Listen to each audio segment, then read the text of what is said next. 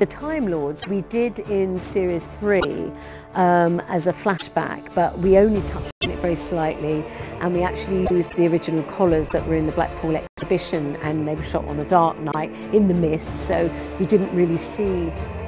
much of them. When the Time Lords appeared again in the special,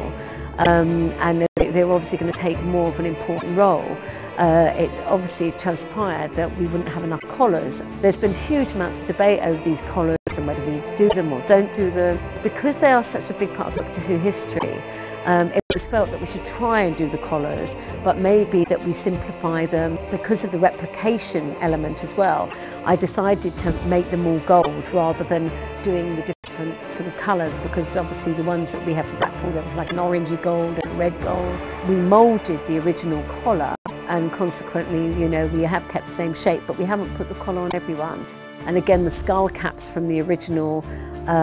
they were more like armour looking, but they look very dated, very 70s those, and we've decided to just have a much simpler skull cap shape and not braid it up, and it's not quite so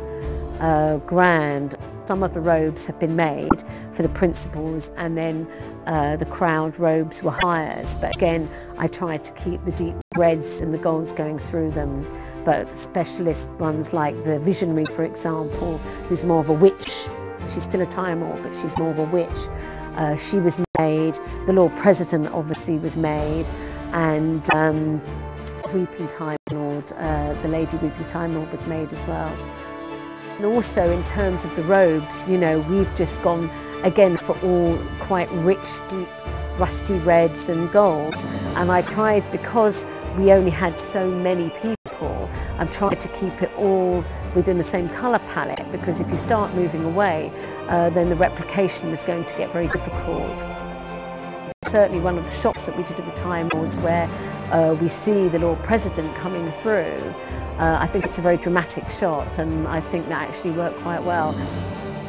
I'm sure there'll be loads of letters from people with all sorts of comments about the Time Lords and why we've done this or that, and I know there's different chapters and all sorts of things, but you know, we've just really done it from a completely aesthetic point of view, and the script and what Russell wanted us to do and what we felt would work.